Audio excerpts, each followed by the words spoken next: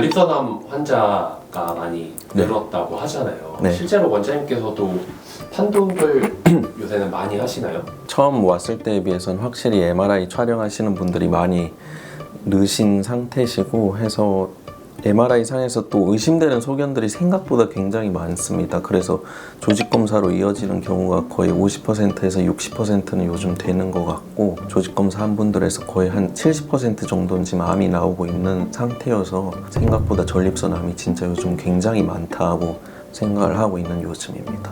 지금 원장님 모니터에도 보시는 게 아마 MRI 사진일 것 같은데 이게 일반인들이 볼 때는 그냥 검었고 하얀 것만 있다 이렇게만 느껴지거든요. 네. 그래서 원장님께서 MRI 판독은 실제로 어떻게 진행되는지 좀 궁금한데 한번 예. 보여주실 수 있을까요? 예.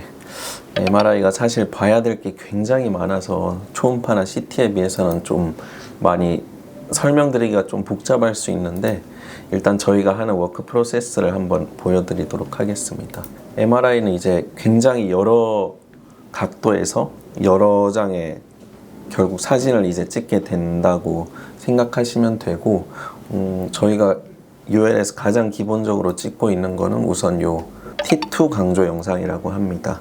그걸 세 방향에서 촬영해서 전립선이 전반적으로 입체적으로 봤을 때 어떤 상태인지, 그리고 의심되는 소견은 있는지, 그 전립선 용적은 얼마인지, 비대증의 정도는 얼마나 되는지를 보통 가장 먼저 체크를 하게 됩니다. 정해진 공식에 따라서 3차원에서 길이를 측정을 해서 전립선 용적을 먼저 계산을 하게 되고요.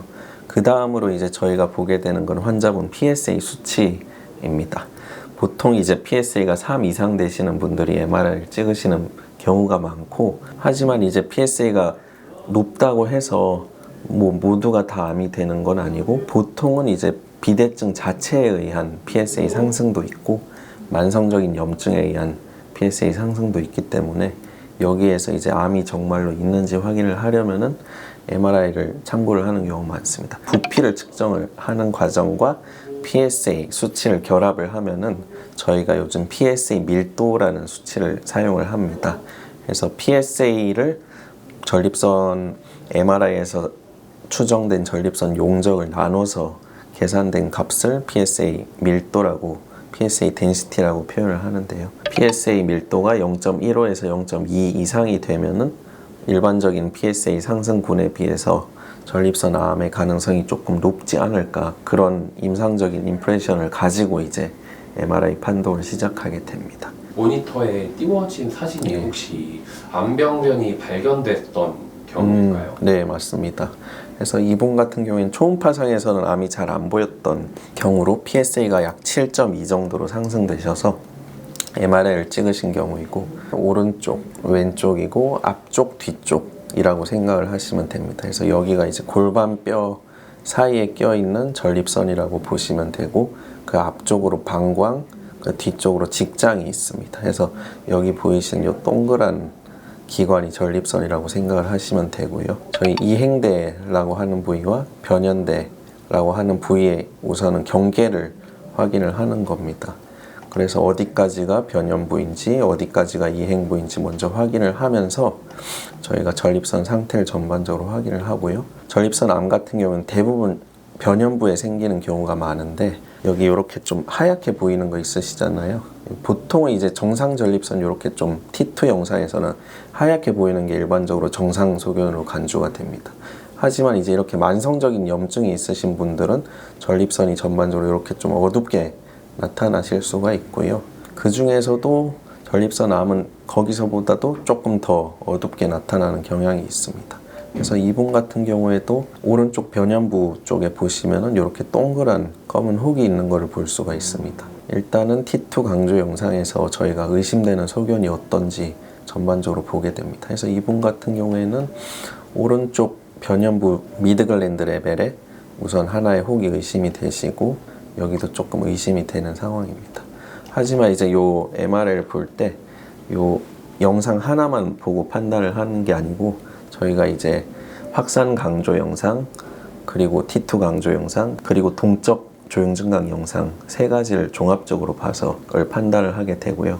항상은 우선은 조영제를 넣기 전 영상을 먼저 보면서 뭐 전립선에 출혈이라던가 염증이라던가 석회라던가 그런 것들은 없는지 항상 먼저 좀 봐주는 편입니다. 그 다음으로 이제 저희가 조영제를 써서 병변이 조영 증강이 되는지를 실시간으로 이제 확인할 수 있는 영상이고요.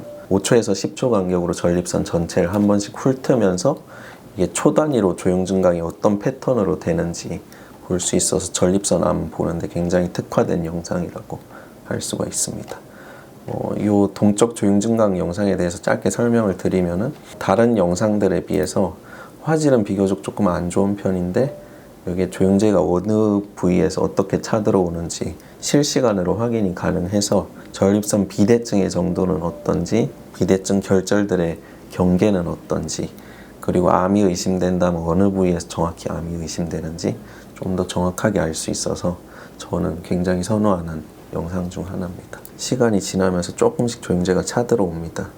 근데 여기 보시면 벌써 이제 다른 전립선 조직들이 채 차지도 않았을 때 여기 오른쪽에 아까 의심됐던 혹이 있던 똑같은 위치에 조영제가 들어오는 모습이 보이시죠? 예. 그래서 이런 식으로 전립선암이 대개는 굉장히 조영 증강이 빠른 시간 내에 이루어졌다가 이제 워시아웃이라고 말을 합니다. 그래서 조영제가 이제 빠르게 차들어왔다가 빠져나가는 모습, 그런 것들을 보면은 이제 염증보다는 좀 암의 가능성이 높지 않나, 이런 것들을 판단을 하고요. 이 경우도 이제 보시면 굉장히 빨리 조용히 됐다가 밝기가 시간에 따라서 점점 떨어지는 것을 볼 수가 있습니다. 그에 반면 이제 정상적인 조직들은 이미 이 암 의심 조직이 조영 증강이 다 빠지고 난 뒤에 서서히 차들어오는 모습 볼 수 있고요. 이런 게 이제 암과 염증의 차이입니다. 그리고 확산 강조 영상에 대해서도 설명을 드리면은 일반적인 전립선 조직은 굉장히 좀 성긴 조직이어서 이게 확산 강조 영상에서는 보통 하얗게 표시가 되는 경우가 많은데 전립선 암이 생기면 이 부위가 굉장히 치밀한 조직이 되기 때문에 확산 강조 영상에서 까맣게 보이는 경우가 많습니다. 확산 강조 영상에서 굉장히 까맣게 보이고 그리고 조영 증강이 된다는 점에서 파이라즈 4점이라고 판단을 할 수가 있고요. 파이라즈 4점일 경우 저희 병원에서 조직 검사를 했을 때 암이 나올 가능성이 약 한 60에서 70% 정도 되는 걸로 보고가 되고 있습니다.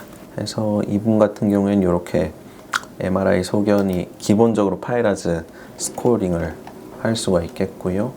그 다음으로 이제 저희가 MRI에서 보는 거는 이제 원격으로 전이가 되어 있는지를 보는데 그것 또한 이제 임파선을 통한 전이가 있는지 아니면 뼈를 통한 전이가 있는지 볼 때 보게 되는 영상들이 또 다릅니다.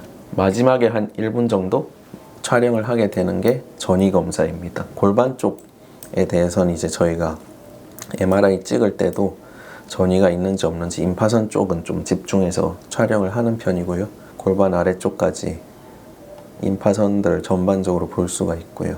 이분 같은 경우에는 일단 오른쪽에 암이 강력히 의심이 되는 상황이라서 주로 이제 오른쪽 임파선 전이가 시작되는 부위부터 해서 따라가서 보게 됩니다. 그래서 특별히 전이는 아직은 MRI 상에서는 안 보이시는 것 같고요. 조직 검사 한 걸 보시면은 이런 식으로 MRI 상에서 의심되었던 요 두 병변들을 초음파상에서도 얘의 위치가 어딘지 표시를 할 수가 있게 되고 빨갛게 그려놓은 게 아까 MRI에서 보였던 암 의심 소견이고요. 저희가 이제 여기를 찌르고 있는지를 실시간으로 알 수가 있어서 보통 발사를 할 때 이런 식으로 발사가 되게 되는데 보시면 요 안에 이제 작게 조직 검사 검체를 채취를 할 수 있는 데가 있어서 약간 길쭉하게 검체가 획득이 됩니다.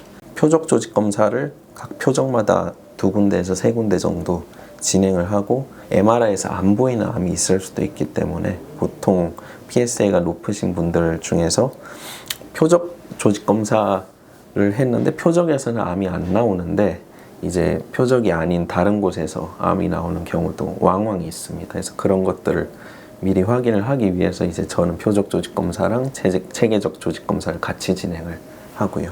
선생님, 그런 일련의 과정을 통해서 만약에 암이 발견된 경우가 있다면 원장님께서는 환자들한테 어떻게 보통 설명을 해주시나요? 저한테 진료 보러 오시는 분들한테는 이제 MRI 소견을 토대로 조직 검사 전에 일단은 암일 가능성이 어느 정도인지를 좀 정확하게 설명을 드리는 편이고요.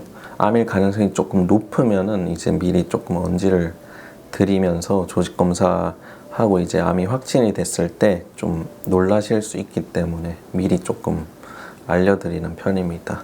정확하게 말씀드리는 거를 좀 원칙으로 삼고 있고요. 물론 저도 이제 조직 검사를 하면서 암이 아니었으면 좋겠다고 생각을 하면서 조직 검사를 하고 정확하게 조직 검사를 하지만 또 간혹 이제 가능성은 낮다고 말씀을 드리지만 그 와중에 이제 또 암이 나오시는 분들도 계세요. 그런 분들이 이제 좀 놀라실 수 있는데 조금만 더 늦어졌으면 훨씬 이제 커질 수 있는 상황인데 그 미연에 이제 빠르게 잘 발견을 하셔가지고 완치도 바라보실 수 있는 상태라고 이제 말씀을 드리고 전반적으로 저는 일단 환자분들께는 좀 상황에 대해서는 정확하게 사실 그대로 이제 말씀을 드리는 편이고요.